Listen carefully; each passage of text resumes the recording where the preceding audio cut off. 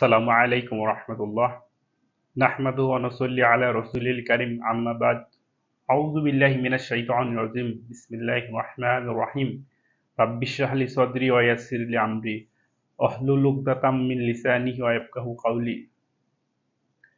প্রিয় মুসলিম ভাই ও বোনেরা, আজ বাংলাদেশের একটা আনন্দের দিন।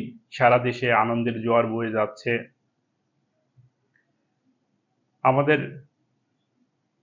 প্রিয় ছাত্রছাত্রী ভাই ও বোনদের আত্মত্যাগের বিনিময়ে আজকে এই বাংলাদেশের স্বাধীনতা। আমাদের প্রিয় ছাত্রছাত্রী ভাই ও বোনেদের এই আত্মত্যাগের কথা ইতিহাসের পাতায় স্বর্ণ অক্ষরে লিপিবদ্ধ হয়ে গিয়েছে। যুগের পর যুগ যাবে, ছাত্র ভাই বোনদের কথা সবাই স্মরণ করবে। আজ দেশ নতুন রূপে গঠন করার প্রক্রিয়া চলছে। আগামীতে শান্তিময় একটা সুখী সমৃদ্ধ বাংলাদেশ গঠন হবে ইনশাআল্লাহ। তরুণ প্রজন্মের হাত ধরেই আমাদের দেশ এগিয়ে যাবে। দেশ যেমন নবজাগরণে জাগ্রত হচ্ছে, পাশাপাশি আমি তরুণ ভাই ও বোনদের আহ্বান জানাই, আমাদের জীবন গঠন করার এটাও একটা সুবর্ণ সুযোগ। ইসলামের আলোকে আমরা আমাদের জীবনকে সুন্দরভাবে গড়ে নেই।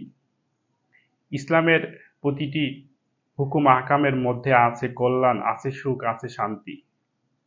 মহান রব্বুল আলামিনের একমাত্র মনোনীত ধর্ম ইসলাম। ইসলাম ছাড়া আমরা কেউ নাজাত পাবো না।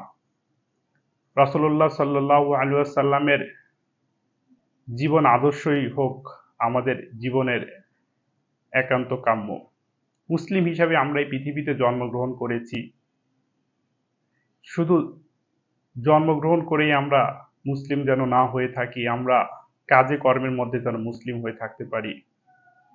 তরুণ প্রজন্ম ভাই বোনেরা যেমন তাদের ত্যাগের মধ্যে দিয়ে জাতিকে একটাই সুন্দর এবং উন্নত একটা দেশ গঠনে সহায়তা করছে, পাশাপাশি এই তরুণ প্রজন্ম ভাই ও বোন আমরা সবাই মিলে যেন আমরা নিজেদের জীবনকেও পরকালের জন্য সাজাতে পারি। এটাই আমাদের একমাত্র সুবর্ণ সুযোগ। ইসলামের বাইরে আমরা যত কিছুই চিন্তা করি সব কিছুই বৃথা। আমরা এই পৃথিবীতে চিরকাল থাকবো না, একটা সময় আমাদের মৃত্যু হবে। এই মৃত্যু হওয়ার আগেই যেন আমরা আমাদের জীবনকে সঠিক রূপে গঠন করে নিতে পারি। এখনই সুযোগ। এই যৌবন বয়স, এই তারুণ্য বয়স, এই বয়সের ইবাদতটাই আল্লাহ রাব্বুল আলামিনের কাছে সবচেয়ে গ্রহণযোগ্য। তাই আমি আমার প্রিয় তরুণ ভাই বোনদের আহ্বান জানাই, ইসলাম খুবই সহজ একটা ধর্ম এবং আধুনিক ইসলামিক ব্যবস্থায় আমরা নিজেদেরকে যদি ধীরে ধীরে গড়ে তুলি, তাহলে দেখব আমাদের জীবনে সুখময় শান্তিময় হবে। থাকবে না আমাদের মধ্যে কোনো হতাশা, থাকবে না কোনো টেনশন, চিন্তা, দুশ্চিন্তা। ইসলামের সুশীতল ছায়ার নিচে আমরা নিজেদেরকে সুন্দরভাবে আমাদের জীবন গঠন করে নিব ইনশাআল্লাহ। প্রিয় মুসলিম ভাই ও বোনেরা, আমরা যেন নিজ ইচ্ছায় আমাদের জীবন পরিচালিত না করি। ইসলামের প্রতিটি হুকুম আহকাম মেনে যেন আমরা আমাদের জীবনকে পরিচালিত করার চেষ্টা করি। দেখবেন ধীরে ধীরে শুরু করে দেন ইসলামের হুকুম আহকামগুলো মেনে চলার, ইনশাল্লাহ দেখবেন একটা সময় আপনি পরিপূর্ণ ইসলামিক জীবন ব্যবস্থা নিজের জীবনকে পরিচালিত করতে পারছেন। আমার কাছে মনে হয় এটাই তরুণ প্রজন্মের জন্য সবচেয়ে সঠিক সময়। সবকিছু পরিবর্তনের সাথে সাথে আমরা নিজেরা যেন নিজেদের জীবনকে পরিচালিত করে নিতে পারি। কারণ মৃত্যু আমাদের সবারই হবে। মৃত্যু ছাড়া কেউ আমরা পৃথিবীতে বেঁচে থাকবো না। কুল্লু নাফসিন যায়িকাতুল মাউত, প্রতিটা ব্যক্তি, প্রতিটা প্রাণী মৃত্যুর স্বাদ গ্রহণ করবে। এই জন্য আসুন আমরা প্রিয় মুসলিম ভাই ও বোনেরা, আমরা আমাদের জীবনকে এখন থেকেই পরকালের জন্য সাজিয়ে নেই।